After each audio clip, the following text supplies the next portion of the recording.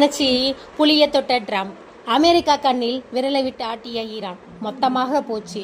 Iran நாட்டுடன் நடைபெற்ற போருக்கு அமெரிக்க இராணுவத்துக்கு ஏற்பட்டுள்ள இழப்புகள் குறித்து புதிய தகவல்கள் வெளியாகி உலக அளவில் மிகப்பெரிய ஆச்சரியத்தையும் அதிர்ச்சியையும் ஏற்படுத்தியிருக்கு.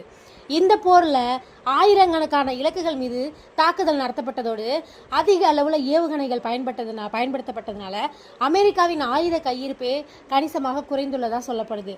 மேலும் ஈரான் போர் தொடங்கிய முதல் வாரத்திலேயே $11 பில்லியன் செலவாகியதாக சொன்ன நிலையில் தற்போது அது 1000 பில்லியனை கூட தாண்டி இருக்கலாம்னு சொல்லப்படுது. ஈரான் மீது அமெரிக்கா மற்றும் அதன் கூட்டணி நாடுகள் தாக்குதல் நடத்திய போர் சுமார் 38 நாட்கள் நீடித்தது. இந்த போரில் ஈரானில் உள்ள முக்கிய இராணுவ மற்றும் கட்டமைப்பு இலக்குகள் மீது தொடர்ச்சியாக தாக்குதல் நடத்தப்பட்டு இருந்தாங்க. மொத்தமாக 13,000க்கும் மேற்பட்ட இலக்குகள் தாக்கப்பட்டதாக இராணுவ வட்டாரங்கள் தெரிவிச்சிருக்கிறாங்க. இந்த போரில் அதிக தூர இலக்குகளை தாக்கும் திறன் கொண்ட 1000க்கும் மேற்பட்ட ஏவுகணைகள் பயன்படுத்தப்பட்டதாக கூறப்படுது.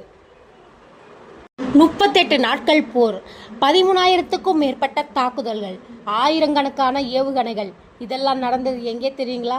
America versus Iran. ஆனால் ஷாக்கிங்கான விஷயம் என்னன்னா, இந்த போருக்கு பிறகு அமெரிக்காவே பலவீனமாக ஆயிடுச்சான்.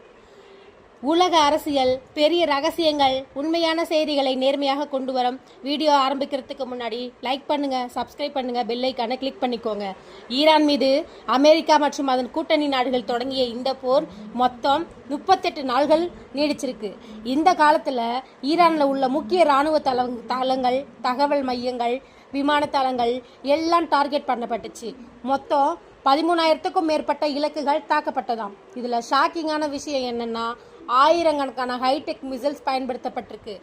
டொமஹாக் ஏவுகணை மட்டும் எடுத்துக்கோங்க, ஒரு மிசிலோட விலை $3.6 மில்லியன். பேட்ரைட் மிசில் எடுத்துக்கோங்க, ஒரு யூனிட் $4 மில்லியன். ஜாசிஎஸ்எம் மிசில் எடுத்துக்கோங்க, இது $1.1 மில்லியன். இப்படி ஆயிரக்கணக்கான மிசில்ஸை பயன்படுத்தியதுனால அமெரிக்காவின் ஸ்டாக் இட் செல்ஃப் குறைஞ்சிருச்சான். ஈரான் அமைதியாக இருந்துச்சா? இல்லை. அவர்கள் ட்ரோன்ஸ் மற்றும் குறைந்த செலவு மிசைல்ஸ் மூலம் தொடர்ந்து கவுண்டர் அட்டாக் பண்ணாங்க. அதுவும் அமெரிக்காவின் பேஸ்களை டைரக்டாக டார்கெட் பண்ணி. வளைகுடா நாடுகளில் உள்ள அமெரிக்க இராணுவ முகாம்கள் தாக்கப்பட்டாச்சு. ரேடார் சிஸ்டம், கம்யூனிகேஷன் சிஸ்டண்டர், ரன்வே, ஏர்கிராஃப்ட் பேஸ் எல்லாம் சேதமடைஞ்சது. சில இடங்களில் அமெரிக்க வீரர்களும் உயிரிழந்ததாக தகவல்கள். இதுவே சுச்சுவேஷனை இன்னும் டென்ஷன் ஆக்குச்சு. முதல் வாரத்திலேயே $11 பில்லியன் செலவு. இப்போ எஸ்டிமேட் என்ன தெரியுங்களா?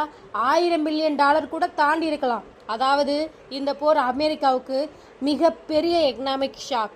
இவ்வளவு பவர்ஃபுல்லாக கண்ட்ரியான அமெரிக்காவே இப்போது மிசைல் ஸ்டாக் குறைவால் பிரச்சனை சந்திக்குது. இதனால் பாதுகாப்பு அமைப்புகள் குறித்தும் கேள்விகள் எழுந்திருக்குது. இந்த போர் ஒரு வார்னிங். பெரிய நாடுகளுக்கு லாஸ் தவிர்க்க முடியாது. இது ஆரம்பமா இல்லை இன்னும் பெரிய கான்ஃப்ளிக்ட் வரப்போகுதா அப்படின்ட்டு நீங்கள் என்ன நினைக்கிறீங்கன்னு மறக்காமல் உங்கள் கருத்தை கமெண்டில் சொல்லுங்கள். இந்த மாதிரி உண்மையான நியூஸ் அப்டேட்ஸ்க்கு நம்ம சேனலை சப்ஸ்கிரைப் பண்ணுங்கள். வீடியோ பிடிச்சிருந்தால் லைக் பண்ணுங்கள், உங்கள் நண்பர்களுக்கு ஷேர் பண்ணுங்கள். மீண்டும் ஒரு இன்ட்ரெஸ்டிங் வீடியோவில் சந்திப்போம். தேங்க்யூ ஃபார் வாட்சிங் மை சேனல்.